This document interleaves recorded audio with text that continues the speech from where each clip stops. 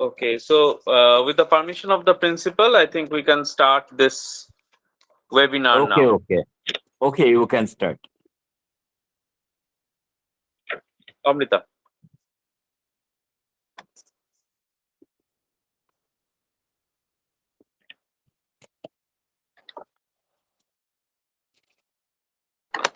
Amrita unmute করে নিন, শোনা যাচ্ছে না।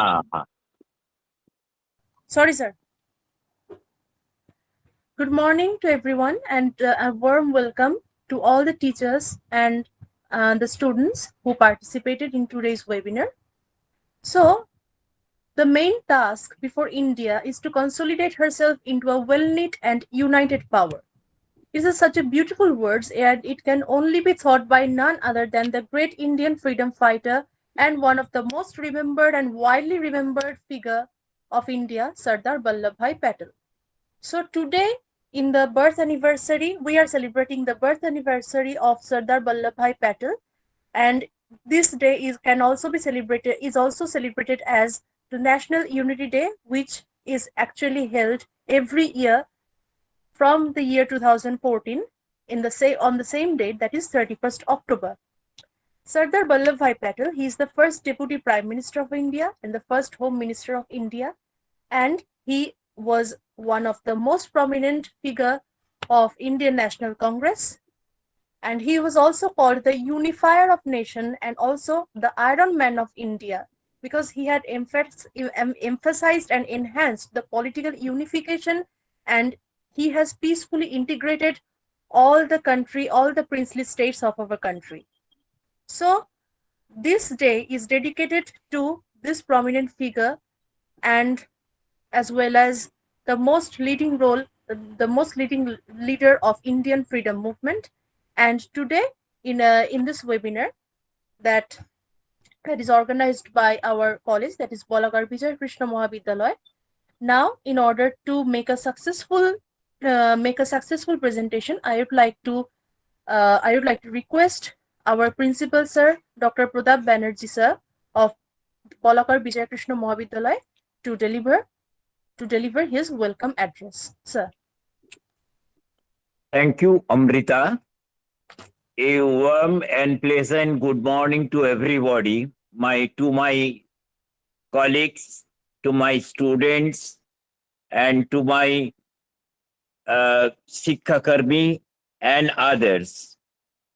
And certainly to my honorable speaker, who is also once a time teacher of my college, Professor Dipankar Roy. Before starting the program, I would like to thank Professor Dipankar Roy. Within a short notice, he is agreed to deliver speech in our platform on the eve of Rastriya Ekta Diwas. That is today we are going to celebrate Rastriya Ekta Diwas. It is the birth centenary. That is a 147 birth anniversary of Sardar Vallabhbhai Patel. And I thanks to all our members of the all teachers and all students who are working together to celebrate as a this webinar as a great success. We know that Sardar Vallabhbhai Patel was an Indian lawyer, influential political leader, barrister, and statesman who served as the first Deputy Prime Minister of India during 1947 to 1950. And his birth anniversary is observed as a Rastriya Ekta Diwas. And Sardar Vallabhbhai Patel always dreams a strong India, a united India. So, in this perspective, his birth anniversary is very important. We, all the schools and college and different educational institutions observe as a unity day, united day. So, I thanks to all the all the participants in the webinar and hope the function will be most successful today.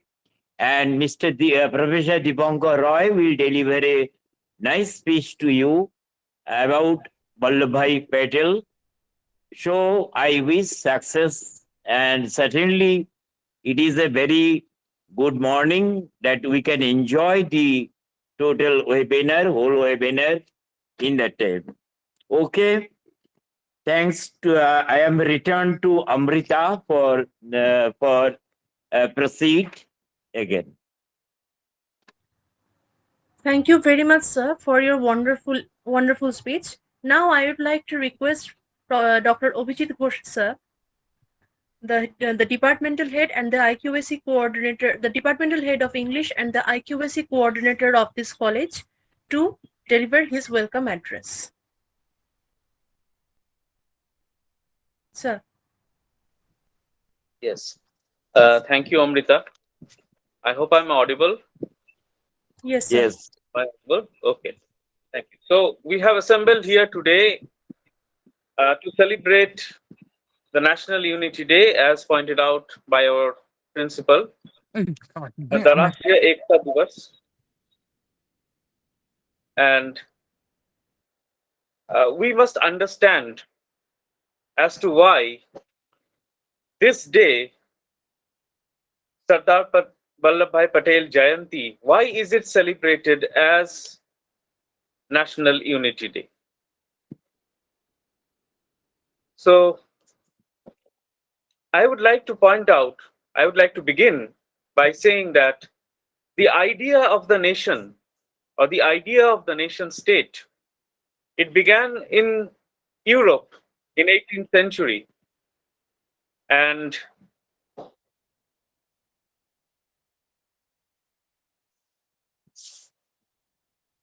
it was from France and Germany that this idea of the nation spread throughout the world. So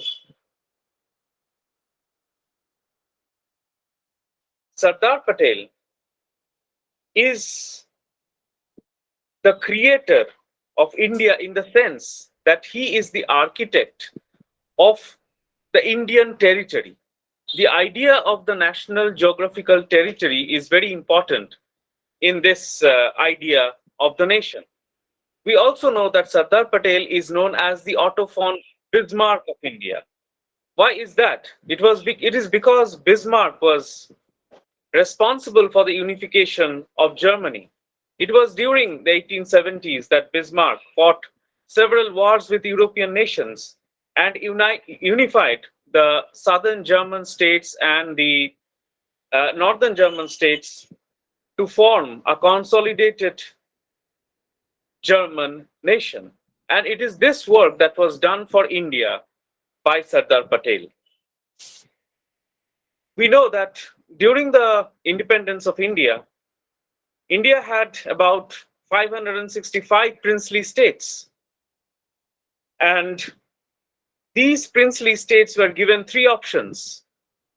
They were free to join Pakistan or India, or they had also the option to remain independent. Now, Sardar Patel's responsibility as the first Deputy Prime Minister and the first Home Minister made him the central personality in India at that time to unify India into a strong, consolidated territorial state, a strong political territorial unity. And his political strategy involved a number of things. He organized non-formal meetings with the leaders of these princely states, the monarchs of these princely states. He arranged several negotiations. He arranged for privy purses for the princes, and he also used strong arm tactics. We know that he is called the Iron Man of India. So His strategy, his diplomacy converted as many as 562 states to accede to India.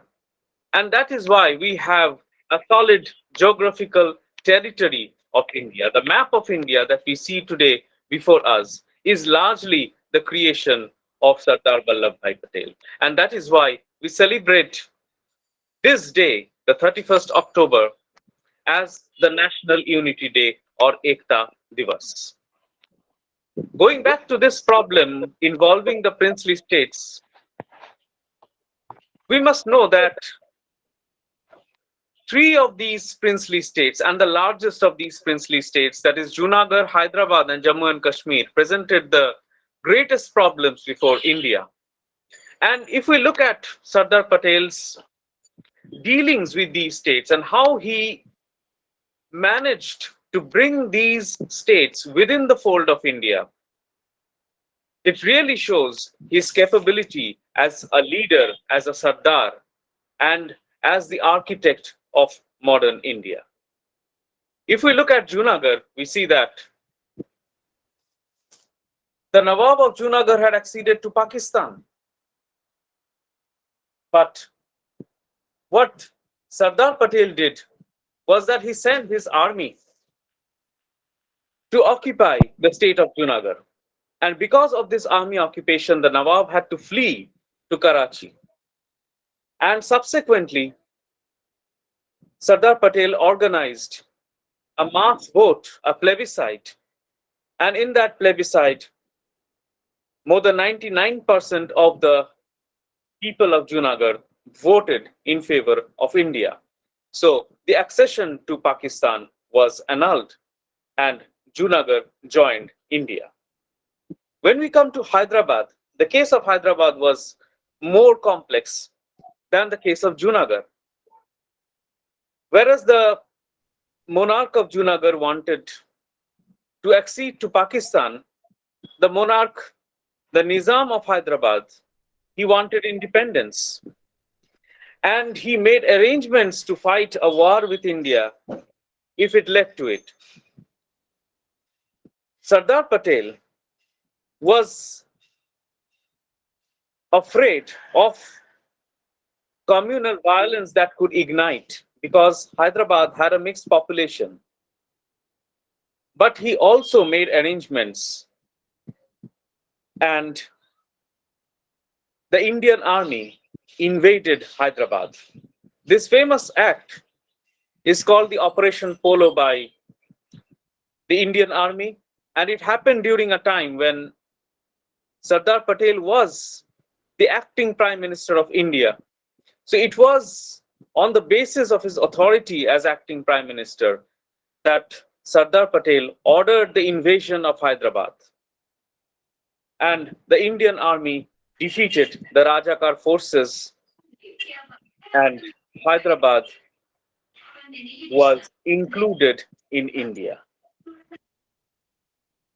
The exemplary diplomacy of Sardar Patel is revealed in the fact that the Nizam of Hyderabad was not taken prisoner. Instead, he was retained as the ceremonial chief of Hyderabad. So he was given his due respect.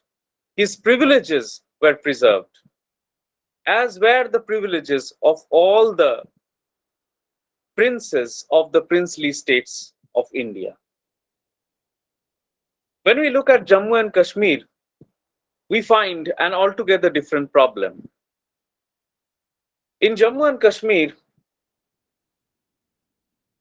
after partition, that is, India became independent in August 1947. It was in September 1947 when the monarch of Kashmir, Hari Singh, the king of Kashmir, had not yet decided to join either India or Pakistan or remain independent. It was under this standstill agreement. It was at this time that Pakistan sent a force to occupy Kashmir. And this force was made up out of Pakistani army elements and also tribal fighters. Now, in this situation, Hari Singh applied to the government of India for help. And it was Sardar Patel again who negotiated this and made Hari Singh accede to India, made Hari Singh agree to the accession to India, so that now Jammu and Kashmir has become a part of India. And it was only after this accession that India helped Kashmir by defeating these Pakistani forces in 1947. Now, apart from these inclusion of the princely states, we must also understand that he is a chief architect of India, because during the time of partition also, there was a great deal of controversy about which territory, which state, and what part of which state, especially Punjab and Bengal, as far as Punjab and Bengal were concerned, which parts of the states should stay in India and which should go to Bengal. We know that the Muslim League had demanded the whole of Punjab and Bengal as a part of Pakistan. But it was again Sardar Patel who made sure that only parts of Punjab and Bengal became parts of Pakistan and the rest of it remained with India. So again, we are indebted to Sardar Patel for this act of diplomacy and his continuous struggle with the Congress leaders, the Muslim League leaders, and also with British officials for creating the India, the political territory of India that we have today. We also know that Sardar Patel is known as the father of the modern Indian administrative service, because it was he who redesigned this administrative services and made sure that it was completely free of political control. So today we pay respect to this great figure, and I am proud that a former teacher of this college, Professor Dipankar Roy, has agreed to speak on Sardar Vallabhbhai Patel today. So now I would request Professor Amrita Chakraborty to invite our keynote speaker for today to deliver his speech. Thank you. Thank you, Abhijit sir, for your wonderful deliberation.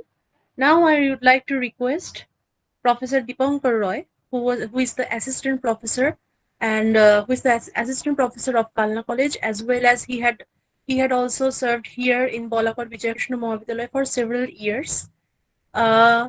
He was a he has pursued his masters from Jadavpur University, and he has also completed his MPhil from Calcutta University, and he is right now he is pursuing PhD from the same university, which is Calcutta. He had many edited chapters in volumes. He had also written 3 journals, and also he has 2 international journals.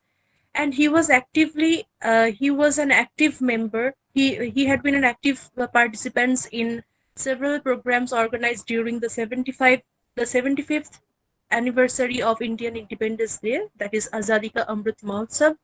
And he is also an active member of National Testing Agency. Now I would like to request our esteemed guest, that is the Professor Dipankar Roy, the assistant professor of the Department of History of Kalna College, to deliver his speech on Sardar Vallabhbhai Patel. Sir.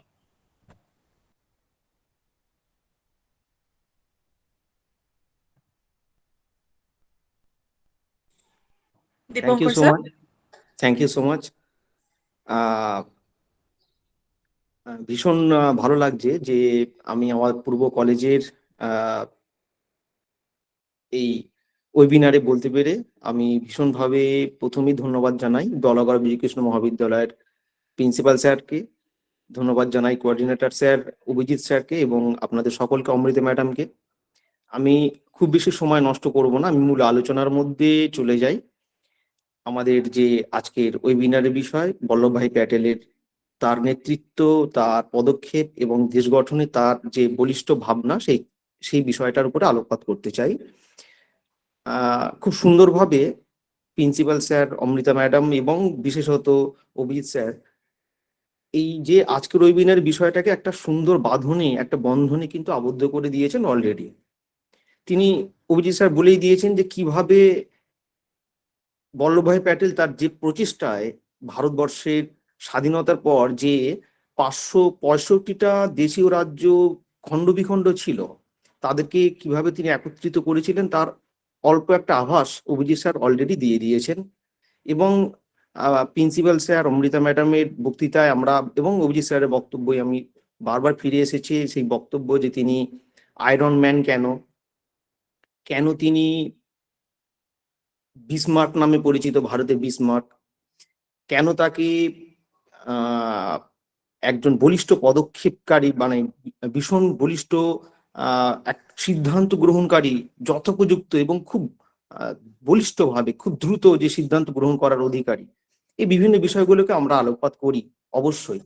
কিন্তু বল্লভভাই এগুলোর বাইরে আমরা কিন্তু অনেকেই অল্প জানি বা খুব কম জানি, সেটা হচ্ছে বল্লভভাই প্যাটেলের নেতৃত্ব শুধুমাত্র স্বাধীনতার পরবর্তীকালে এই দেশীয় রাজ্যগুলোকে একত্রিত করার প্রয়াসের মধ্যে নয়, তার বলিষ্ঠ নেতৃত্ব কিন্তু অলরেডি 1915-র পর থেকেই ভারতের ইতিহাসে শুরু হয়ে গেছে। এই জায়গাটা আমি আলোকপাত করতে চাই স্পেশাল, খুব বিশেষত এই জায়গাটাতে। এবং আরো একটা দিক, সেটা হচ্ছে এই যে দেশীয় রাজ্যগুলোর অন্তর্ভুক্তির সময় আরো যে তার গুরুত্বপূর্ণ রোল বা তার গুরুত্বপূর্ণ যে তিনি রোল প্লে করেছেন সেই দিকটার উপর আলোকপাত করতে চাই। যেমন আমি উদাহরণ দিয়ে বলতে পারি, ড্রাফট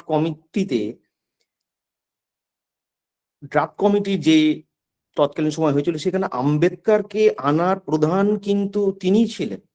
তিনি কিন্তু জওহরলাল নেহরুকে এই ড্রাফট কমিটিতে আম্বেদকরকে আনার জন্য বারবার অনুরোধ করেছেন এবং তাকে দায়িত্ব দেওয়ার কথা বলেছেন। আমরা দেখব যে তিনি এই যে আমাদের উদ্বাস্তু সমস্যা বা তৎকালীন রিফিউজি প্রবলেমে যে দেশ জেরবার ছিল, সেই জায়গাটাতে তার বলিষ্ঠ নেতৃত্বের কথা। ওই সময় যে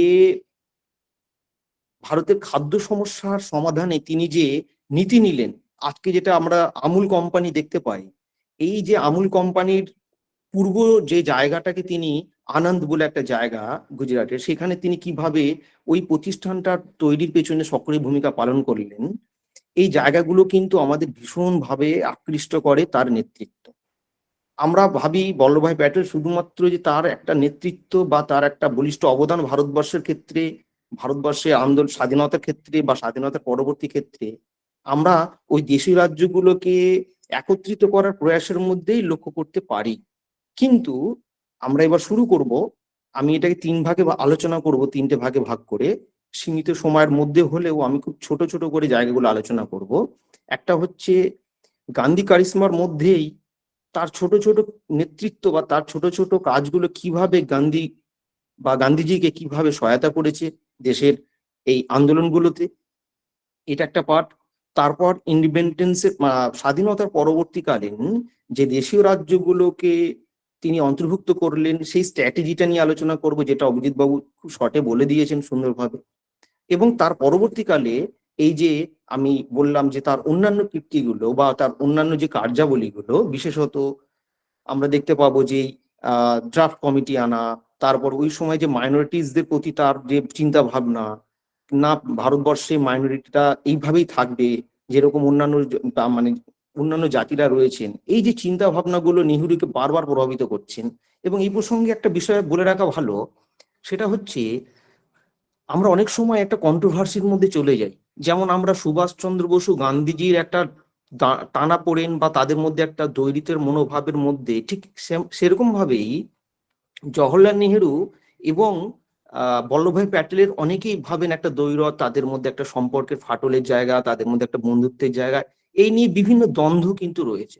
কিন্তু আমার এখানে একটা স্পষ্ট বক্তব্য আছে, যেটুকুনি আমি ইতিহাসের ছাত্র হিসাবে আপনাদের বলতে পারি, এই মানুষগুলো কিন্তু এত সংকীর্ণ ভাবনার মধ্যে তারা কিন্তু কখনোই আবদ্ধ ছিলেন না। এখানে আপনি গান্ধীজি, আপনারা গান্ধী সুভাষচন্দ্র বলুন, কিংবা আপনারা বল্লভভাই প্যাটেল, জওহরলাল নেহরু বলুন, এনারা কেউ কিন্তু এরকম সংকীর্ণ ছোট মানসিকতা, এই বিভেদ, হ্যাঁ তাদের মধ্যে কখনো কখনো বিভিন্ন বিষয় নিয়ে তাদের মধ্যে মতবিরোধ দেখা দিয়েছে, কিন্তু তাদের মধ্যে যে অগাধ বন্ধুত্ব এবং তাদের মধ্যে যে ভালোবাসা বিশ্বাস, সেটা কিন্তু কখনোই আমি কিন্তু ইতিহাসের ছাত্র হিসেবে এখনো পর্যন্ত খুঁজে পাইনি। যাই হোক, সেই বিষয়টাকেও বারবার প্রসঙ্গ চলে আসবে, কারণ তার অনেক কার্যকলাপই জওহরলাল নেহরুর সঙ্গে বসে একত্রিত করে একটা ঘরে সিদ্ধান্ত নেওয়ার প্রয়াসের মধ্যে চলে আসে। সেই দিকটাও কিন্তু ভীষণভাবে প্রযোজ্য তার আলোচনার মধ্যে। দেখুন, এখানে মনে হতে পারে যে অনেকেরই যে তিনি বোধহয় প্রধানমন্ত্রী, এরকম প্রশ্ন মাঝে মাঝে উত্থাপিত হয়, তিনি প্রধানমন্ত্রী হলে ভালো হতো, তার বলিষ্ঠ নেতৃত্বে আমাদের কাশ্মীর হয়তো পুরোপুরি ভারতের মধ্যে চলে আসতো। এরকম বিভিন্ন বিষয় নিয়ে কিন্তু দীর্ঘ একটা টানাপোড়েন এখনো ভারতের রাজনীতিতে ঘুরপাক খায়। বিভিন্ন প্রশ্ন আমাদের ছাত্ররা, আমাদের বিভিন্ন সহকর্মীরা তারা জেরবার করে দেন মাঝে মাঝে, এটা করলে কেমন হতো, ওটা কেন করলেন না। যাই হোক, কিন্তু বাস্তব পরিস্থিতিতে জওহরলাল নেহরুকে তিনি যে নীতি নীতি বলেছিলেন, সেটা কিন্তু বল্লভভাই প্যাটেল যেভাবে তাকে গাইড করেছিলেন, এটা কিন্তু একটা ভাই দাদার সম্পর্ক না থাকলে ওই সদ্য স্বাধীন ভারতবর্ষকে একত্রিত করা কিন্তু কখনোই তার পক্ষে সম্ভব হতো না, জওহরলাল নেহরুর পক্ষে। এইটাই হচ্ছে বল্লভভাই প্যাটেলের একদম কারিশমা বলতে পারেন, বল্লভভাই প্যাটেলের তার নেতৃত্ব বলতে পারেন, তিনি যেভাবে গাইড করেছেন, এটা কিন্তু সত্যিই একটা তার এই যে লিডারশিপ, তার বলিষ্ঠ নেতৃত্ব, এটা কিন্তু আমাদের স্পষ্ট দিবালোকের মতো আমাদের কাছে এটা প্রস্ফুটিত করে। যাই হোক, আমরা প্রথমেই দেখব যে তিনি এই যে গান্ধী 1915-16 পর থেকে যে ভারতবর্ষের রাজনীতিতে আসছেন, তিনি তিনটে পরপর আন্দোলন করছেন, আপনারা সকলেই জানেন সেই বিষয়ে। আপনারা জানেন যে এই যে তার যে দ্বিতীয় আন্দোলন বা খেদা সত্যাগ্রহে তিনি আন্দোলন করেছিলেন অবশ্যই, কিন্তু ওইখানে যে একজন মানুষ যিনি খুব সুন্দরভাবে খুব সাইলেন্টলি আন্দোলন পরিচালিত করেছেন, তিনি হচ্ছেন বল্লভভাই প্যাটেল। তিনি এই সময় থেকেই ভারতের রাজনীতিতে কিন্তু একটা শক্তপোক্ত জায়গার উপরে নিজেকে প্রতিষ্ঠিত করলেন, এবং এরপর যখন আহমেদাবাদ সত্যাগ্রহে তিনি গান্ধীজির সঙ্গে মিশে যাচ্ছেন, গান্ধীজির সঙ্গে তার স্ট্র্যাটেজিক যে মিলন বা তার যে গান্ধীজির প্রতি তার যে ভালোবাসা এবং তাকে শ্রদ্ধা করা, তাকে লিডার হিসেবে মানা, তিনি একত্রিত হয়ে যাচ্ছেন। এইভাবে এই চম্পারণ সত্যাগ্রহ বা খেদা সত্যাগ্রহ বা আহমেদাবাদ সত্যাগ্রহে তার এই যে বলিষ্ঠ অবদান গান্ধী আন্দোলনকে কিন্তু অনেকাংশেই সহজ এবং সফল করেছিল। এ কথা অনেকেই হয়তো জানেন না বা অনেকেই অল্প জানেন। এবং এই Gandhi rise to power Indian politics গ্রন্থে জুডিথ ব্রাউন দেখাচ্ছেন, জুডিথ ব্রাউন এনাদেরকে বলছেন সাব কন্ট্রাক্টর। আমি সে কথার মধ্যে যাব না, কারণ আমি আবার বলছি, গান্ধীজির মতন মানুষ তিনি এই সাব কন্ট্রাক্টর বলে তাদেরকে দিয়ে কাজ করিয়ে নেবার এটা ভাবনার মধ্যে আমি বিশ্বাস করি না। তো তার এই যে বলিষ্ঠ নেতৃত্ব কিন্তু অনেক আগে থেকে ভারতবর্ষের ইতিহাসে কিন্তু শুরু হয়ে গেছে, যেটা খুব সুন্দরভাবে অনেক ঐতিহাসিকরা বলছেন স্ট্র্যাটেজিক পার্টনার। গান্ধীর এই যে আন্দোলন, গান্ধীর এই যে নেতৃত্ব, এটাকে কিন্তু বল্লভভাই প্যাটেলের যে বা তাদের ইন্দুলাল যাজ্ঞিক, বল্লভভাই প্যাটেল, ডক্টর রাজেন্দ্র প্রসাদ, তারা যেভাবে গান্ধীবাদী আন্দোলনকে বা গান্ধীজিকে সাহায্য করেছেন, সেটা কিন্তু গান্ধীজি বারংবার বিভিন্ন জায়গায় তাদের বলিষ্ঠ নেতৃত্বের কথা কিন্তু স্বীকার করেছেন, তাদের অবদানকে এক বাক্যে স্বীকার করেছেন। এরপর আমরা যখন দেখব গান্ধীবাদী বিরাট আন্দোলন, অসহযোগ আন্দোলন, নন কপারেশন মুভমেন্ট ভারতবর্ষের ইতিহাসে, এবং আপনারা ঘটনা পরম্পরায় জানেন, চৌরিচৌরা ঘটনার পরে যখন গান্ধীজি উইথড্র করে নিচ্ছেন অসহযোগ আন্দোলনকে, এবং সারা দেশব্যাপী যখন ভীষণভাবে জেরবার সমালোচনায় বিদ্ধ সুভাষচন্দ্র বসুর মতন অন্যান্য সকল নেতাই, কংগ্রেসের অনেক নেতা তার যে প্রতি বিরূপ, কিন্তু বল্লভভাই প্যাটেল একবারের জন্য গান্ধীর নীতির সঙ্গে বা গান্ধী নীতি থেকে তিনি বিশ্বাস হারাননি, গান্ধীজির উপর তিনি বিশ্বাস হারাননি। তিনি বুঝেছিলেন গান্ধীজির যে এই আন্দোলনের ভাবনা বা তার এই যে চৌরিচৌরা ঘটনাকে কেন্দ্র করে তিনি যে এটাকে উইথড্র করে নিচ্ছেন, এর মধ্যে কি কি বিষয় লুকিয়ে আছে, এবং বারংবার তিনি গান্ধীজিকে কিন্তু নানাভাবে সাহায্য করছেন নানা দিক থেকে। এবং এর পরবর্তীকালে তিনি ছোট ছোট বিভিন্ন গুজরাট, বিহার, তৎকালীন সময় যুক্তপ্রদেশ অর্থাৎ উত্তরপ্রদেশ, মধ্যপ্রদেশ, পাঞ্জাব, বিভিন্ন জায়গায় গান্ধীবাদী ভাবনাকে, স্বরাজের ভাবনাকে, এটা আপনারা অনেকেই জানেন না যে গান্ধীজির স্বরাজের ধারণা গান্ধীজির যে স্বরাজের আদর্শ বা ভাবনা, এটাকে কিন্তু অনেকাংশে জনপ্রিয় করেছেন বল্লভভাই প্যাটেল। এটা বিভিন্ন জায়গাতে আইন অমান্য আন্দোলনের আগে তিনি অনেক জায়গায় তার এই বক্তৃতা তুলে ধরেছেন। তার ভাবনা চিন্তাকে, জনগণের কাছে গান্ধীবাদী ভাবনাকে ভীষণভাবে জনপ্রিয় করেছেন। এই জায়গাটা কিন্তু আমরা অনেকেই জানি না, বা আমরা অনেকেই এই বিষয়টাকে সেইভাবে আলোকপাত করিনি। যে কারণে আমি বারবার বলতে চাই যে এইগুলো কিন্তু বল্লভভাই প্যাটেলের একটা বড় অবদান ভারতবর্ষের ইতিহাসের ক্ষেত্রে। গান্ধীর যে কারিশমাকে আমরা আজকে ভীষণভাবে ফলো করছি সারা পৃথিবী, সেখানে মাতামত করেছে গান্ধীবাদী আন্দোলনের প্রতি, তার সত্যাগ্রহের প্রতি, তার স্বরাজের ধারণার প্রতি। এখানে কিন্তু বল্লভভাই প্যাটেলের অবদান কোনো অংশে কম নয়, এবং সেটা তিনি বারবার আমরা লক্ষ্য করতে পারছি। এরপর যখন আইন অমান্য আন্দোলন শুরু হচ্ছে, তখনও কিন্তু আমরা দেখব যে বিভিন্ন জায়গায় গান্ধীজি কিন্তু বল্লভভাই প্যাটেলের সঙ্গে বিভিন্ন বিষয় নিয়ে আলোচনা করছেন। এটা আপনারা অনেকেই জানেন যে কিভাবে তার রূপরেখা তৈরি হবে বা ব্লু প্রিন্ট তৈরি করবেন, সেই ক্ষেত্রটাও কিন্তু সুন্দরভাবে তুলে ধরেছিলেন। এবং গান্ধীজি বারংবার রাজেন্দ্র প্রসাদ এবং বল্লভভাই প্যাটেলের সঙ্গে বিভিন্ন বিষয় নিয়ে আলোচনা করতেন। এইভাবে আস্তে আস্তে গান্ধীবাদী আন্দোলনকেও কিন্তু তিনি ভীষণভাবে জনগণের কাছে ভীষণভাবে জনপ্রিয় করেছেন। এবার আমি একটা স্লাইড তৈরি করেছি অল্প সময়ের মধ্যে হলেও। আমি ওই স্লাইডের মাধ্যমে আমার পরবর্তী অধ্যায়টাকে আলোচনার মধ্যে নিয়ে যাচ্ছি। আপনাদের কাছে একটুখানি সময় চেয়ে নেবো, আমি ফোনেই ওটাকে তৈরি করে রেখেছি।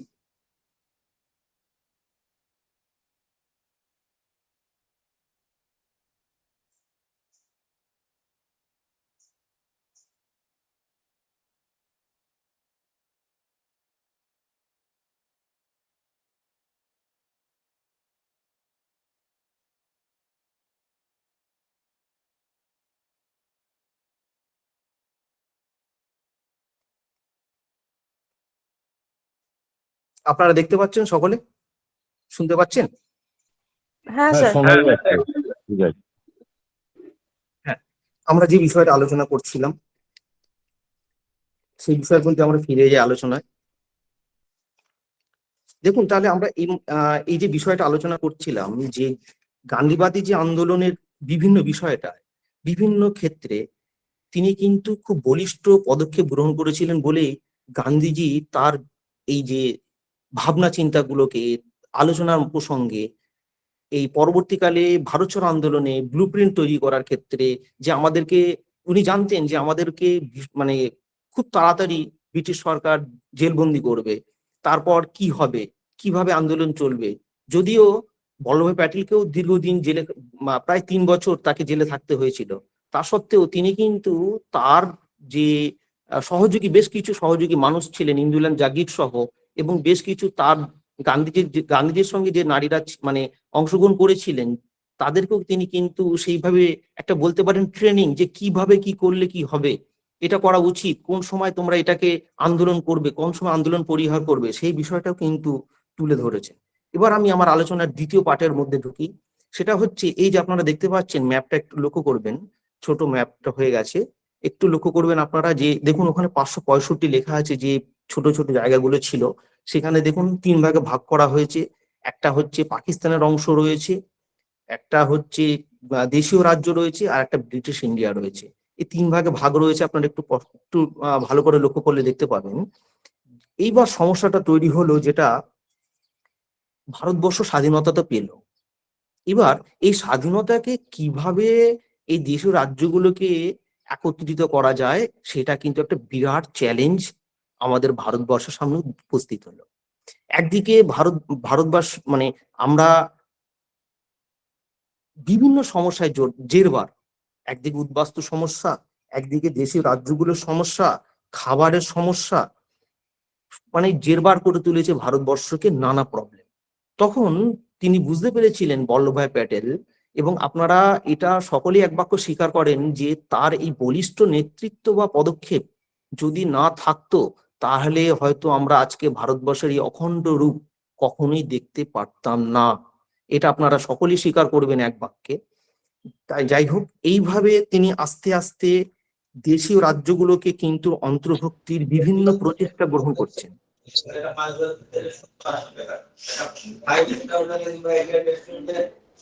হ্যালো।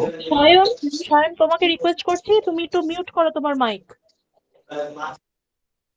হ্যাঁ, তো তিনি বলছেন যে তিনি এই কথা বলছেন সকলের কাছে যে দেশীয় রাজ্যগুলোকে যদি অন্তর্ভুক্তি না করা যায় তাহলে কিন্তু ভারতের এই যে দীর্ঘ সংগ্রাম স্বাধীনতার জন্য এই সংগ্রাম কিন্তু ভুলণ্ঠিত হবে এবং ভারতবর্ষ বিভিন্ন ভাগে টুকরো টুকরো ভাগে বিভক্ত হয়ে যাবে। এবং একই সঙ্গে যখন চারিদিকে সমস্যা রয়েছে, একটু আগে যে সমস্যার কথা বললাম, এদিকে কমিউনিস্টরা ঘোষণা করছে এ আজাদি ঝুটা হে, তারা মানুষেরকে অন্যভাবে একটা সাধন মানে একটা আন্দোলন করতে চাইছে, মানে আন্দোলনের মধ্যে তারা মানুষকে নিয়ে যেতে চাইছে। একদিকে সাম্প্রদায়িক দাঙ্গা শুরু হয়ে গেছে ভারতবর্ষ জুড়ে, একদিকে পাকিস্তান সমস্যা, একদিকে এই পূর্ব পাকিস্তান বা বাংলাদেশের এই রেফিউজি সমস্যা, এই যে চারিদিকে জেরবার আন্দোলন। একদিকে শিখরা ভাবছে তারা কিছুই পায়নি, ভারত থেকেও কিছু পায়নি, পাকিস্তান থেকে কিছু পায়নি, শিখরাও চারিদিকে সাম্প্রদায়িক দাঙ্গা শুরু করে দিয়েছে। এরকম একটা ছন্নছাড়া পরিস্থিতিতে কিন্তু বল্লভভাই প্যাটেল তার বলিষ্ঠ পদক্ষেপটা গ্রহণ করলেন। তিনি প্রথমেই করলেন যে দেশের যে এই 565টা দেশীয় রাজ্য, এদেরকে তিনি আহ্বান জানালেন যে আপনারা ভারতবর্ষে অন্তর্ভুক্ত হন, আপনাদেরকে যথাযোগ্য সম্মান এবং ভাতা দেশ প্রদান করবে এবং আপনাদেরকে বিভিন্নভাবে বিভিন্ন সুযোগ সুবিধা দেওয়া হবে। আপনারা দেশের এই আন্দোলনের সঙ্গে, দেশের এই অখণ্ডতার সঙ্গে যুক্ত হন এবং ভারতবর্ষের অখণ্ডতাকে তুলে ধরুন। এইভাবে তিনি সমস্ত দেশীয় রাজ্যগুলোকে কিন্তু আহ্বান জানালেন তাদের সঙ্গে অন্তর্ভুক্তের জন্য। এরপর আমরা দেখব তার এই আহ্বানে কিন্তু অনেকেই যোগ দিয়েছিলেন। তখন তিনি বুঝতে পেরেছিলেন যে বেশ কিছু রাজ্য রয়েছে যারা কিন্তু তার এই আবেদনে সাড়া দেবে না। তখন তিনি আবার তার এই নীতি চেঞ্জ করে তিনি একটু শক্ত হাতে এই ব্যবস্থাটা গ্রহণ করতে চাইলেন। তিনি ঘোষণা করলেন যে 15 আগস্টের পর 1947, 15 আগস্টের পর কিন্তু আমরা অন্যভাবে এই দেশ রাজ্যগুলোকে গ্রাস করার বা অন্যভাবে দেশ রাজ্যগুলোর সঙ্গে কিন্তু আমরা ট্রিট করব। আপনারা যত তাড়াতাড়ি পারেন ভারত সম্মতিতে স্বাক্ষর করুন এবং ভারতবর্ষের সঙ্গে যোগ দিন বা ভারতবর্ষের সঙ্গে যোগদান করুন। এই ঘোষণাটা করার পরেই আস্তে আস্তে দেখা যাচ্ছে যে মোটামুটি আগস্টের 10-12 তারিখ পর্যন্ত অনেকগুলো দেশীয় রাজ্য কিন্তু ভারতবর্ষের সঙ্গে যুক্ত হয়ে গেছে। ভারত যখন স্বাধীনতা লাভ পেল বা ভারত যখন স্বাধীনতা পেল তখন কিন্তু এই হায়দ্রাবাদ, জুনাগড়, ভোপাল, ত্রিবাঙ্কুর, এই রাজ্যগুলো এরা কিন্তু দেশের সঙ্গে যুক্ত হলো না এবং অবশ্যই জম্মু কাশ্মীর, এই নিয়ে সমস্যা তৈরি হলো। এবং এই হায়দ্রাবাদ, জুনাগড়, কাশ্মীর এরা ভারতবর্ষের এমন এমন প্রান্তে বা এমন এমন পজিশনে অবস্থিত যে এদেরকে বাদ দিলে ভারতবর্ষ কিন্তু কখনোই ঐক্যবদ্ধ হবে না। তিনি এটা বুঝতে পেরেছিলেন। তখন তিনি কি করলেন যে এই ভিপি মেননকে যুক্ত করলেন, যে ভিপি মেননকে দায়িত্ব দিলেন যে কিভাবে এই বিষয়টাকে মেটানো যায়, খুব দ্রুত এই বিষয় থেকে মেটানো যায়। তখন তিনি এই 3টে ফর্মুলা তৈরি করলেন ভিপি মেননের সঙ্গে বসে। একটা হচ্ছেন ইস্টার্ন স্টেটস ফর্মুলা, একটা ডেকান স্টেটস ফর্মুলা, এবং এতে তিনি বিভিন্নভাবে তাদেরকে ভাতার লোভ দেখিয়ে তাদেরকে ঐক্যবদ্ধ করার আহ্বান জানালেন। তিনি বললেন ইস্টার্ন স্টেটস ফর্মুলায় যাদের আয় হচ্ছে 15 লক্ষ, মানে যাদের রাজস্ব আদায় হতে 15 লক্ষ টাকা, তাদেরকে 13 লক্ষ টাকা করে দেওয়া হবে মাসিক। আর ডেকানের ক্ষেত্রে, দক্ষিণের ক্ষেত্রে তাদেরকে দেওয়া হবে 16,20,000 টাকা করে পার মান্থ। এইভাবে এই ঘোষণা করার পরে কিন্তু দেখা যাচ্ছে যে অনেক রাজ্যই কিন্তু যোগদান করলো।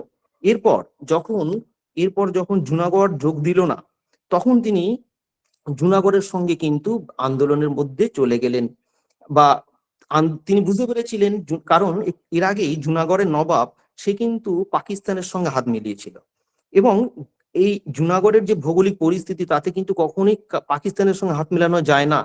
কিন্তু জুনাগড়ের নবাব তিনি কিন্তু এই এই বিষয়টি উপেক্ষা করে, এবং আরেকটা গুরুত্বপূর্ণ বিষয় হচ্ছে জুনাগড়ে, সেটা হচ্ছে জুনাগড়ে অধিকাংশই হচ্ছে হিন্দু।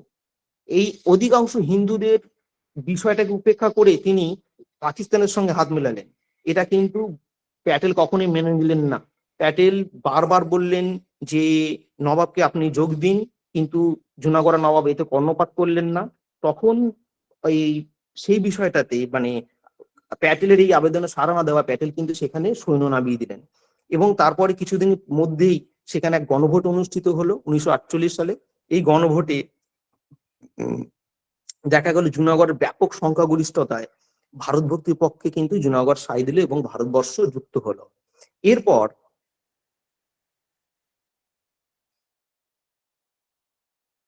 দেখুন এই যে জুনাগড়টা রয়েছে একটু আগে যেটা বললাম, এরপরে যোধপুরও কিন্তু চেয়েছিল, দেখুন এই যোধপুর ওখানে রয়েছে উপরটাতে, যোধপুরও কিন্তু প্রথম দিকে চেয়েছিল যে পাকিস্তানের সঙ্গে যুক্ত হোক।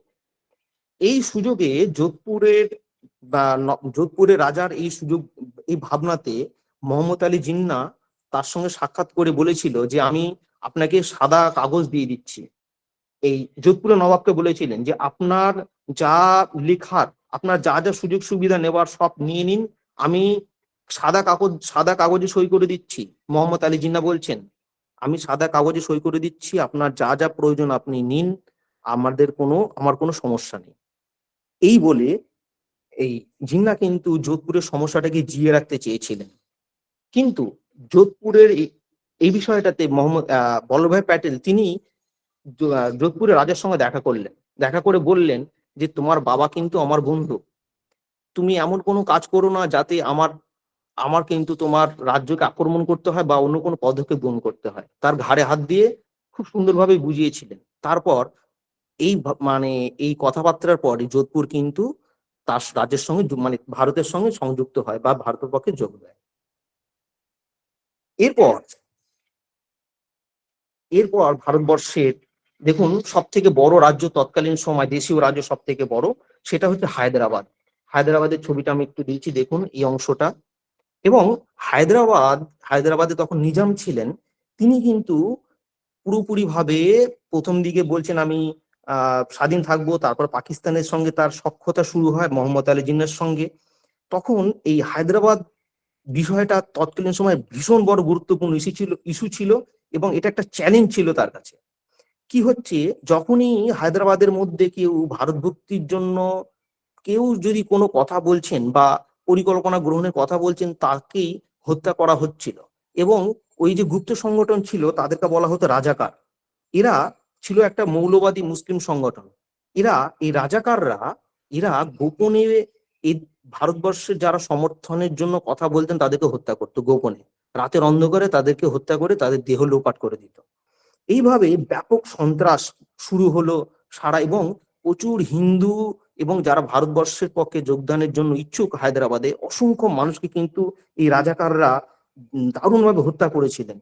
এরপর আস্তে আস্তে এই যখন মোটামুটি 1946-এ তেলেঙ্গানা আন্দোলন, এই সময়টাতে এই হায়দ্রাবাদের অন্তর্ভুক্তিটা একটা বিরাট মোড় নিয়েছিল। প্যাটেল বুঝতে পারলেন যে এখানে সামরিক হস্তক্ষেপ ছাড়া এই সমস্যা সমাধান করা কখনই সম্ভব নয়। তখন তিনি কি করলেন যে এখানে তিনি দেখলেন যে কোনোভাবেই কিন্তু নিজাম কোনো কথা শুনছেন না। তখন তিনি হায়দ্রাবাদের বিরুদ্ধে সৈন্য নামালেন এবং দায়িত্ব দিলেন তৎকালীন সময় জয়ন্ত নারায়ণ চৌধুরীকে। জয়ন্ত নারায়ণ চৌধুরী 1948 সালে, হ্যাঁ এখানে একটা বিষয়, এখানে একটা কিন্তু প্রথম দিকে সেনা নামানোর বিষয়ে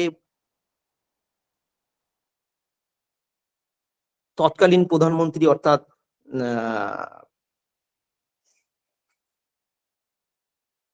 প্রধানমন্ত্রী কিন্তু বারণ করছিলেন বারংবার করে যে আমরা কিন্তু সৈন্য নামাবো না। কিন্তু বল্লভভাই প্যাটেল বুঝিয়েছিলেন যে দেখুন আমাদের এই সৈন্য নামানো ছাড়া আর কোনো উপায় কিন্তু নেই। পরবর্তীকালে 1948 সালে 13 সেপ্টেম্বরে কিন্তু সৈন্য নামানো হয়। মোটামুটি 24-25 ঘন্টার মধ্যেই কিন্তু হায়দ্রাবাদকে ঘিরে ধরে আহ একটা প্রবল চাপ তৈরি করা গেল, এবং 3-4 দিন পরেই কিন্তু হায়দ্রাবাদ সেনা বাধ্য হলো ভারতের সঙ্গে, মানে তারা কিন্তু ভারতের সঙ্গে অন্তর্ভুক্ত হওয়ার জন্য। এবং এবং এর পরবর্তীকালে বিষয়টা খুব গুরুত্বপূর্ণ, কারণ হায়দ্রাবাদে নিজামকে কিন্তু কোনো শাস্তিমূলক ব্যবস্থা গ্রহণ করেননি। এটাও কিন্তু তার একটা খুব গুরুত্বপূর্ণ একটা বলিষ্ঠ বলতে পারি কূটনৈতিক পদক্ষেপ। কারণ এই বিষয়টা পরবর্তীকালে কাশ্মীরের অনেকেই কিন্তু লক্ষ্য করেছিলেন, জম্মু কাশ্মীরের যেটা পরবর্তীকালে তার মাথা ব্যথার আর একটা বড় কারণ। যাই হোক, 1949 সালে নিজাম কিন্তু হায়দ্রাবাদের ভারতভুক্তি মেনে নিচ্ছেন এবং 50 সালে মোটামুটি জানুয়ারি মাসের শেষের দিকে কিন্তু ভারতের সঙ্গে হায়দ্রাবাদের আনুষ্ঠানিক স্বীকৃতি কিন্তু হয়ে গেল। এরপর আর একটা সমস্যা তৈরি হলো, সেটা হচ্ছে কাশ্মীর। আপনারা জানেন কাশ্মীর নিয়ে সে সময় ব্যাপক যে গোলযোগ বা সমস্যা তৈরি হলো। এখানে একটা সমস্যা রয়েছে, দেখুন, জুনাগড় হচ্ছে অধিকাংশই হিন্দু, রাজা হচ্ছে মুসলিম। এবার পাকিস্তানের ক্ষেত্রে সম্পূর্ণ উল্টো। পাকিস্তানের ক্ষেত্রে কাশ্মীরের ক্ষেত্রে অধিকাংশই প্রজাই হচ্ছেন মুসলিম আর রাজা হচ্ছেন হরি সিং হিন্দু, আপনারা জানেন সকলেই। এবং প্রায় 76 বা 75% ছিল তৎকালীন কাশ্মীরের কিন্তু মুসলিম। এইভাবে প্রথম দিকে হরি সিং কিন্তু চেয়েছিলেন আমি পাকিস্তানেও যোগ দেব না, আমি ভারতেও যোগ দেব না, আমি স্বতন্ত্রভাবে নিজের একটা দেশ হিসাবে বা একটা দেশ হিসাবে পরিগণিত হব, এই তার একটা মনোবাসনা বা একটা ইচ্ছা কিন্তু ছিল। কিন্তু এখানে এই হরি সিং এই যে ভাবনাটা তৈরি করছিলেন, তখন কিন্তু পাকিস্তান থেকে সৈন্যবাহিনী আস্তে আস্তে গোপনে পাকিস্তানের মধ্যে ঢোকে এবং পাকিস্তানে ঢুকে ব্যাপক সমস্যা তৈরি করে, হত্যা শুরু করে, বিশৃঙ্খলা তৈরি করে। এবং এটা ছিল অঘোষিত, এই যে সৈন্যবাহিনী যে পাকিস্তান পাঠালো। এরপর পাকিস্তান কিন্তু মানে হরি সিং কিন্তু বুঝতে পারলেন যে ক্রমেই পাকিস্তানের সৈন্যবাহিনী আমাদের দেশকে মানে আমার রাজ্যকে শেষ করে দেবে। তখন কিন্তু হরি সিং তিনি বল্লভভাই প্যাটেলের কাছে সাহায্যের আবেদন জানালেন। প্যাটেল বললেন আমি সাহায্য করতে রাজি, যদি তুমি আশ্বাস দাও যে তুমি ভারতবর্ষের মানে ভারতের সংযুক্তি হবে বা ভারতের ওই অ্যাক্সেশনে তুমি সাইন করবে বা ইনস্ট্রুমেন্ট অফ অ্যাক্সেশন যেটা ছিল সেখানে তুমি সাইন করবে। শেষ পর্যন্ত হরি সিং আর কোনো পথ না পেয়ে তিনি কিন্তু শেষ পর্যন্ত এই প্রস্তাব মেনে নিলেন এবং প্রস্তাব মেনে নেওয়ার পর সেখানে ভারতের সৈন্যবাহিনী প্রবেশ করলো এবং বিরাট অংশ কাশ্মীরের দখল করে নিল। এখানে একটা বিষয় রয়েছে যে কাশ্মীরের অনেক অংশ দখল করে নিল। এই সময় এই বিষয়টাকে জওহরলাল নেহেরু তিনি কিন্তু উত্থাপন করলেন। হঠাৎ করে তিনি এই বিষয়টাকে রাষ্ট্রসংঘের কাছে উত্থাপন করে দেওয়ায় রাষ্ট্রসংঘ হস্তক্ষেপ করলো এবং কাশ্মীরের অনেকটা অংশ পাকিস্তানের পক্ষে থেকে গেল। এখানে অনেকেই মানে নেহরুর একটা সমালোচনা করেন যে প্যাটেল প্রায় বল্লভভাই প্যাটেল প্রায় অধিকার করে নিয়েছিলেন, কেন তিনি এইভাবে জানালেন। যদিও এর একটা অন্য একটা সমালোচনা রয়েছে, অন্য একটা বিষয় রয়েছে, কারণ সারা পৃথিবীতে ভারতের একটা যে জোট নিরপেক্ষর একটা উজ্জ্বল আদর্শ ছিল, একটা আইডিওলজিক্যাল ভাবনা ছিল, সেটা নষ্ট হতে বসেছিল এই ধরনের আক্রমণে। ভারতের গরিমাটা কালিমালিপ্ত হচ্ছিল। যাই হোক, এইভাবে সমস্যাটা কিন্তু অনেকটা জিয়ে রইল। এরপর তিনি আরো কতগুলো ছোট ছোট রাজ্য কিন্তু তিনি মানে তার কারিশমাতে তিনি দখল করে নিয়েছেন বা তিনি অন্তর্ভুক্ত করিয়ে নিয়েছেন অলরেডি। রাজস্থান অংশটা, পাতিয়ালা, তারপরে যেটাকে পিইপিএসইউ অর্থাৎ পূর্ব পাঞ্জাব রাজ্যগুলো, ত্রিবাঙ্কুর কোচিন সৌরাষ্ট্র, এই অঞ্চলগুলো কিন্তু আস্তে আস্তে ভারতের মধ্যে সংযুক্ত হয়ে যায় এবং ভারতবর্ষ বিরাট অখণ্ডতা লাভ করে। এইবার এক মিনিট,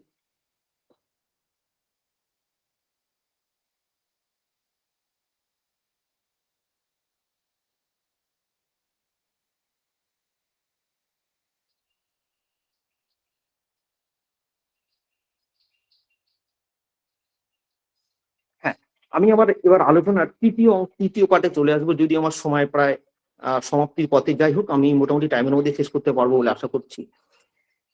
একটু এরপরে যে তৃতীয় অংশটায় আমি যেটা একটু আগেই বললাম আপনাদেরকে, যে বল্লভভাই প্যাটেলের নেতৃত্ব বা বল্লভভাই প্যাটেলের কৃতিত্ব শুধুমাত্র ওই দেশীয় রাজ্যগুলোর অন্তর্ভুক্তিকরণ নয়, তিনি ওই সময়ের যে সব থেকে গুরুত্বপূর্ণ বিষয় আম্বেদকরের ড্রাফট কমিটিতে অন্তর্ভুক্তিকরণ, এবং এর প্রধান পুরোহিত বা পুরোধা ছিলেন কিন্তু তিনি।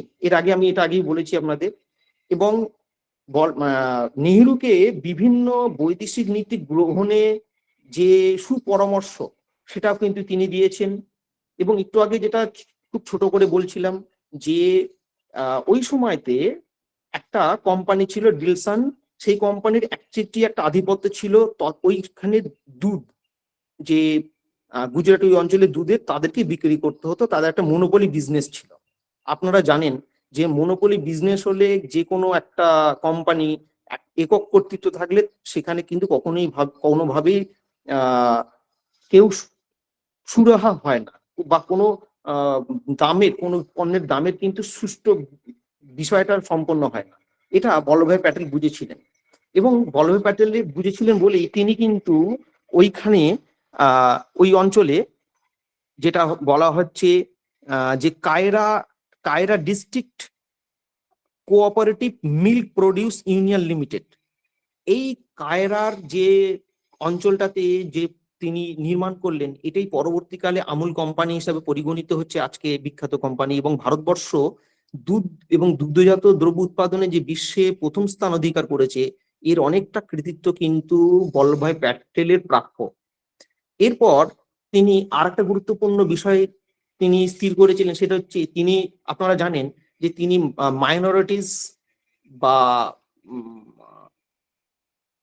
এসসি এসটি বা ট্রাইব কমিটির তিনি চেয়ারপারসন ছিলেন।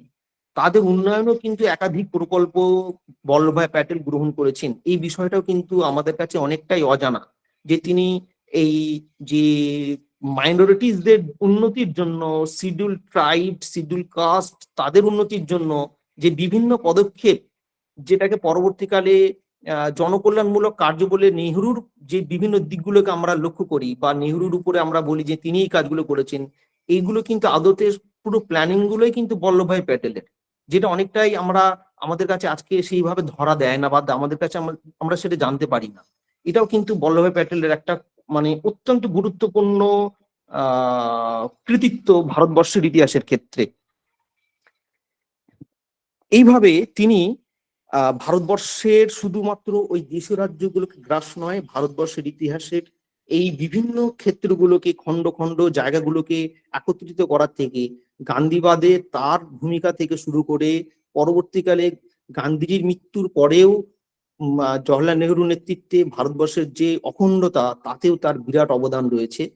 তবে হ্যাঁ, আমার ব্যক্তিগতভাবে খুব মানে একটা আক্ষেপ ছিল যে আমরা গান্ধীকে যথেষ্ট সম্মান মর্যাদা দিই, এবং আরো দেওয়া উচিত, কিন্তু সেই কারিশমার মধ্যে বল্লভভাই প্যাটেলের কৃতিত্বটা যেন কোনো জায়গায় একটুখানি নিচু হয়ে গেছিল, বা বলা যেতে পারে যে সেই ফোকাসটা থাকছিল না।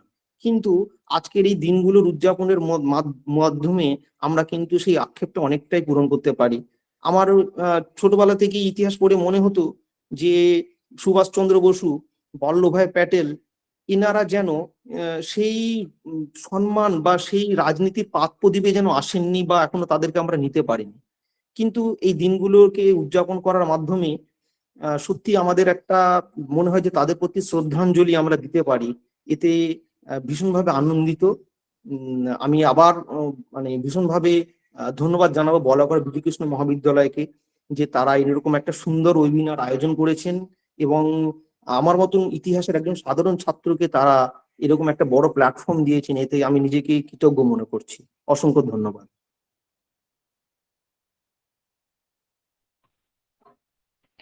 অসংখ্য ধন্যবাদ স্যার, এত সুন্দর একটা হ্যালো হ্যাঁ অসংখ্য ম্যাডাম, শোনা ধন্যবাদ যায়। স্যার হ্যাঁ, অসংখ্য ধন্যবাদ স্যার এত সুন্দর একটা ইনফরমেটিভ স্পিচ দেওয়ার জন্য। এবং আপনি মোটেই সাধারণ ছাত্র নন, সাধারণ নন, বিকজ আপনি যেভাবে পুরো ব্যাপারটাকে এত সুন্দর করে এত সিম্পলিফাইড ওয়েতে প্রেজেন্ট করেছেন, সেটা সত্যি খুবই ইনফরমেটিভ, এবং সত্যি এটা it actually made ourselves enriched with many informations which were still unknown to us. তো আমি আবার আপনাকে থ্যাংক ইউ জানাচ্ছি। So, and I would also like to say that it has been a great honor in part of me to be the part of this wonderful event. And on behalf of this college, আমি yes, sir? একটু যদি কোনো Yes. ছাত্রের কোনো প্রশ্ন থাকে, 2 minute যদি কোনো ছোট প্রশ্ন থাকে, আমি একটু বলবো, তোমরা প্রশ্ন করতে পারো 2 মিনিটের মধ্যে। হ্যাঁ, আমরা খুব সুন্দর একটা বক্তৃতা শুনলাম। আমার ধারণা নিশ্চয়ই অনেক ছাত্রের প্রশ্ন থাকবে। যদি তোমরা এখন কোনো প্রশ্ন করতে চাও, আমাদের আনুষ্ঠানিক ধন্যবাদ জ্ঞাপনের আগে আমরা একটু ছোট্ট 2-3 মিনিট একটু প্রশ্ন উত্তর পর্ব সেরে নিতে পারি। একদম স্যার। ছাত্রছাত্রীদের তরফ থেকে যদি তোমাদের কোনো প্রশ্ন থাকে তোমরা প্রশ্ন করতে পারো স্যারকে।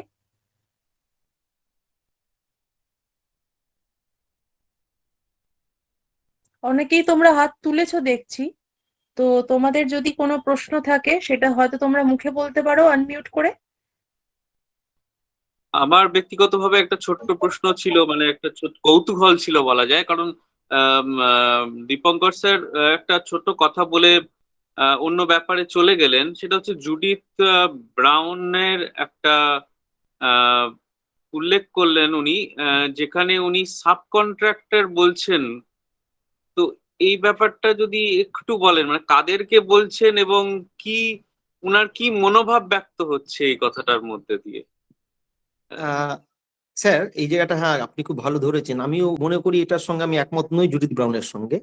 অ্যাকচুয়ালি আমি একটু আগেই বললাম আপনাদের যে গান্ধীজি, সুভাষচন্দ্র বসু, জওহরলাল নেহেরু, বল্লভভাই প্যাটেল, ইনাদেরকে ওরকম আমাদের সাধারণ মানসিকতার ফ্রেমে ধরলে হবে না।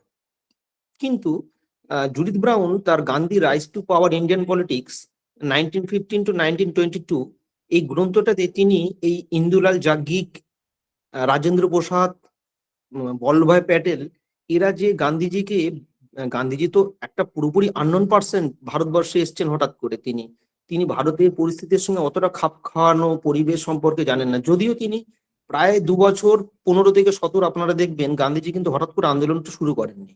তিনি ভারতবর্ষের এই মানুষ বা জনসমাজের সঙ্গে একত্র হয়েছিলেন, তাদের প্রবলেম বুঝেছিলেন, এবং তিনি অবশ্যই আম, সারা ভারতবর্ষ ঘুরছেন, পায়ে হেঁটে ঘুরছেন, জানছেন, বোঝার চেষ্টা করছেন, তাদের পালস বোঝার চেষ্টা করছেন।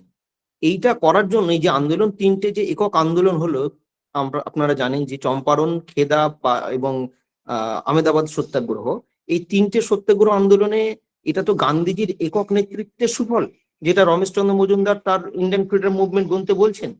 তো এই একক নেতৃত্বে জুডিথ ব্রাউন বলছেন যে এরা, অর্থাৎ এই রাজেন্দ্র প্রসাদ, ইন্দুলাল যাজ্ঞিক এবং বল্লভভাই প্যাটেল, এরা সাহায্য করেছেন, তাই এরা সাব কন্ট্রাক্টর, মানে এদের একটা অধস্তন কর্মী হিসেবে দেখাচ্ছে, একটা অধস্তন বা নিচু পদস্থ কর্মচারী যারা সাহায্য করে উঁচু পদস্থ কর্মচারীকে, ঠিক এরকম ভাবে একটা রিলেশনের মধ্যে আটকে রাখতে চেয়েছেন। আমি এটার সঙ্গে একমত নেই বলে আমি বিষয়টাকে ডিনাই করে আমি বললাম স্ট্র্যাটেজিক পার্টনার, যে তারা এই স্ট্র্যাটেজিটা তৈরি করেছেন গান্ধীজি যে এইভাবে এইভাবে হবে, আর এর রূপায়ণটা করেছিলেন কিন্তু এনারা, এবং এনারাই কিন্তু পুরো বিষয়টাকে গুরুত্বপূর্ণভাবে জনগণকে বোঝানো থেকে, সভা সমিতি থেকে, আন্দোলন পরিচালনা করার থেকে বিভিন্ন বিষয়টা তুলে ধরেছিলেন। যে কারণে আমি কিন্তু জুডিথ ব্রাউনের এই সাবকন্ট্রাক্টর যে তকমাটা বা তার এই যে কোট আনকোট যে বিষয়টাকে বলা, এটার সঙ্গে স্যার আমি সহমত পোষণ করছি না। তাই আমি এটাকে সরিয়ে আমি স্ট্র্যাটেজিক পার্টনার কথাটাকে ব্যবহার করার জন্য বেশি প্রযোজ্য বলে মনে করি।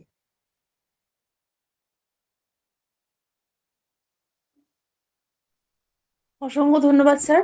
আর আর কারোর যদি কোনো প্রশ্ন থাকে তাহলে ছাত্রছাত্রীদের তরফ থেকে তোমরা প্রশ্ন করতে পারো, বা আপনারা যদি কোনো শিক্ষক বা শিক্ষক মন্ডলী থেকে যদি কোনো প্রশ্ন যদি আর করার থাকে আপনারা করতে পারেন। অভিজিৎ স্যার, আপনি বিষয়টা বিষয়টা ধরুন। হ্যাঁ, হ্যাঁ, হ্যাঁ, হ্যাঁ, থ্যাংক ইউ।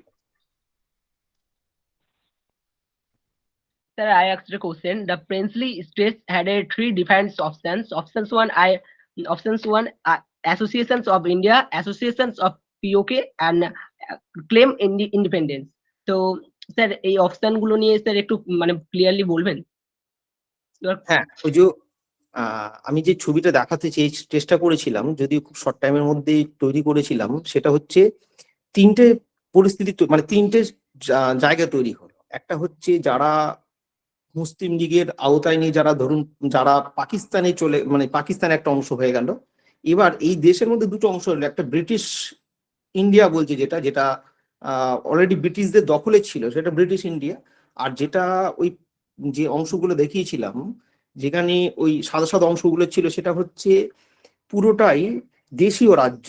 এই দেশীয় রাজ্যগুলো মোটামুটি 565টা ছিল, যদিও আরো দুটো রাজ্য ছিল 567টা হওয়ার কথা, ওই দুটোকে কাউন্ট করা হয়নি। যাই হোক, এই 567-68টা রাজ্য কিন্তু ছিল যাদেরকে মাউন্টব্যাটেন বলেছিলেন যে তারা চাইলে স্বাধীন থাকতে পারেন, তারা চাইলে ইন্ডিয়া পাকিস্তানের যে কোনো অংশে যুক্ত হতে পারে। এই তিনটে অংশটাকে এইভাবে ভাগ করে ওই তৎকালীন সময়ে কিন্তু মোটামুটি 47-48 এই 48 নয় 47 গোড়াতে যখন ভারত স্বাধীন হচ্ছে 15 আগস্ট, ওই সময়টাতে কিন্তু ভারতের রূপরেখাটা মোটামুটি এরকম।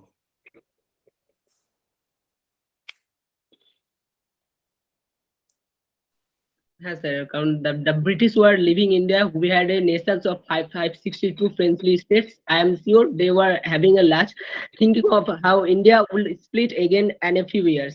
And all facts we need to point towards this from our close to culture, from our language to the gods were done sir. আমাদের ল্যাঙ্গুয়েজ মানে অন্য একে অপরের থেকে আলাদা ছিল এবং কালচার গুলো একে অপরের থেকে ডিফারেন্ট ছিল। না, মানে এটা চার্চিল সহ অনেক ব্রিটিশ যারা তৎকালীন সময়ের ছিলেন তারা তারা এটা তাদের একটা ভাবনা ছিল যে ভারতবর্ষের এই যে একটা অখণ্ডতা রয়েছে, মানে ভারতবর্ষের এই যে আলাদা আলাদা কালচার এবং তাদের যে ডাইভার্সিটি বা তাদের যে এই বৈচিত্র্য ভাষার, তাদের কালচারের, তুমি ছেড়ে দাও। মানে ওনারা বলছেন তোমরা ছেড়ে দাও, মাউন্টব্যাটেনকে বলছে ছেড়ে দিয়ে চলে এসো। ওরা মোটামুটি 7-8 বছর 10 বছর থাকবে, ওরা মারামারি করে নিজেদের মধ্যে সমস্যা তৈরি করবে, তারপর আবার আমরা দখল করে নেবো। হ্যাঁ, আবার উপনিবেশ দখল করে নেবো, একটু সামলাতে দাও। আমরা দ্বিতীয় বিশ্বযুদ্ধে আমাদের ইকোনমিক একটা ডিপ্রেশন চলছে, একটা সমস্যা চলছে, তো এখন ছেড়ে দাও ওদেরকে। তো 10 বছরের 7-8 বছরের বেশি এই দেশ চলবে না। এই দেশের আয়ু 10 বছরের বেশি নয়, এটা চার্চিল লিখছেন।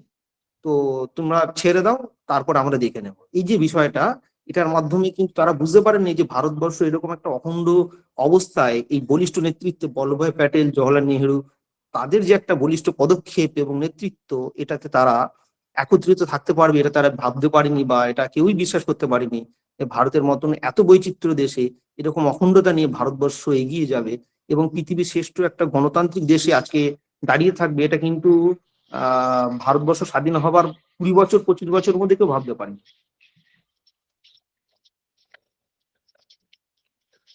আচ্ছা অমৃতা, আমরা এবার আনুষ্ঠানিক ভাবে অনুষ্ঠানটা শেষ করতে পারি আমার মনে হয়।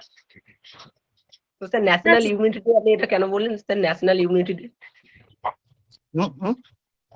স্যার, লাস্ট প্রশ্ন এটাই যে আপনি বলেছিলেন ন্যাশনাল ইউনিটি ডে, এটা বলে শুরু করেছিলেন, তো ন্যাশনাল ইউনিটি ডে এটা বললেন এটা? না না না, আমি বলতে চাইছি যে তাদের যে ভাবনাটা, তাদের যে চিন্তা ভাবনাটা, এটা তো অ্যাকচুয়ালি বল্লভভাই প্যাটেল বা জওহরলাল নেহরুর, এটা তো তাদের একটা বলিষ্ঠ পদক্ষেপ যে তারা এইভাবে ভারতকে যেভাবে ঐক্যবদ্ধ করলেন। এটাই তো একটা মানে পদক্ষেপ তাদের প্রতি। ব্রিটিশদের এই যে ভাবনা, এরা পারবে না, এটা সংবিধান প্রণয়ন করতে পারবে না, এরা কিছু জানে না, they are barbarian, they are not culture, they are not the written, কোনো রিটেন সংবিধান তৈরি করতে পারবে না, এইগুলো ভাবনার প্রতি তো একটা বলিষ্ঠ পদক্ষেপের একটা অখণ্ডতার ভাবনা চলে আসছে, তাই না? হ্যাঁ স্যার, আমাদের শুধু স্যার ডিপ্লোম্যাটিক ওয়ারের সাহায্যে যে কান্ট্রি গুলো ডিভাইড হয়ে গেছিল, ডিভাইড কান্ট্রি গুলোকে আমরা একত্রিত করেছিল, এটা বল্লভভাই প্যাটেলই করেছিল, ফার্স্ট পিএম উনি এটা অ্যাকশন নিয়েছিল, অ্যাকর্ডিং টু অ্যাকশন। এবং তার জন্য আমরা আজ এই দেশীয় যেগুলো মানে ডিফাইন্ড হয়ে গেছিল বা স্প্লিট হয়ে গেছিল ওইগুলি যুক্ত হয়েছে বা কানেকশন হতে পেরেছে, এটাই বলেছিল। Thank you very much, Sumanto, for your question. And I would like to thank again Dipankar sir for your informative speech. So it has been such a great honor for me to be a part of this wonderful event. Abhik, তুমি একটুখানি মাইকটা একটু mute করো।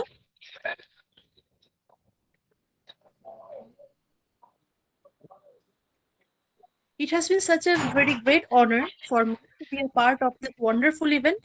On behalf of the college and on behalf of this organization, I would like to extend my heartfelt gratitude to our esteemed guest, Professor Dipankar sir, for his delivering a very powerful and informative speech on the political activities and the great role of Sardar Vallabhbhai Patel, who actually encouraged, who actually enhanced the peaceful integration of India And it was really very unbelievable to all other people that India is such a powerful country, that India is actually maintaining, India is capable, India is also capable of maintaining till today. India is actually capable of maintaining unity amidst the diversity. That is why, amidst all this the different cultural background, different language, India is actually united, and we are really very proud of India. That is why.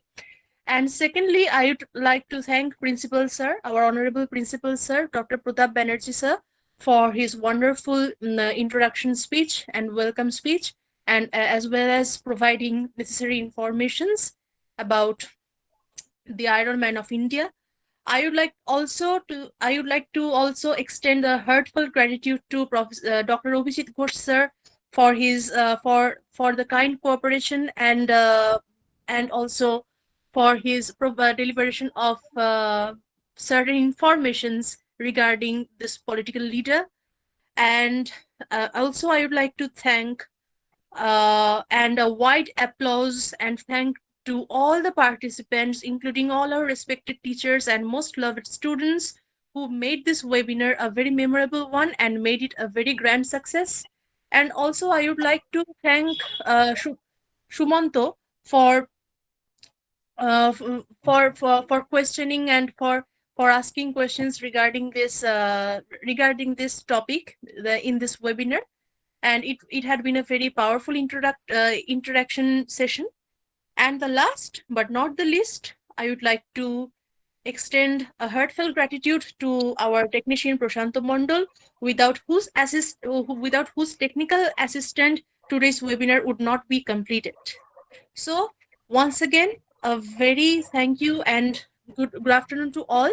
And with this thanks to everyone, I am Amrita Chakraborty. So this is actually now I am ending this webinar today. Thank you, sir. Thank you. Thank you so much. Thank you. Thank you, sir. Huh. Thank you, ma'am. thank Thank you. you. And Okay. sir, one more word for Divankar sir. I would like to come now to come to college once again and to share your thoughts regarding certain historical events and all these things. So I am looking forward to your presence. Thank you so much, it's my pleasure. আসলে আমি একদম সরল ভাষায় ব্যাপারটাকে বলার চেষ্টা করেছিলাম ছাত্রছাত্রীদের জন্য, তত্ত্বকথার মধ্যে ঢুকিনি। কারণ এই তত্ত্বকথা বলতে গেলেই খুব মুশকিল পড়া যায়, কারণ তারা বিষয়গুলো না ধরলেই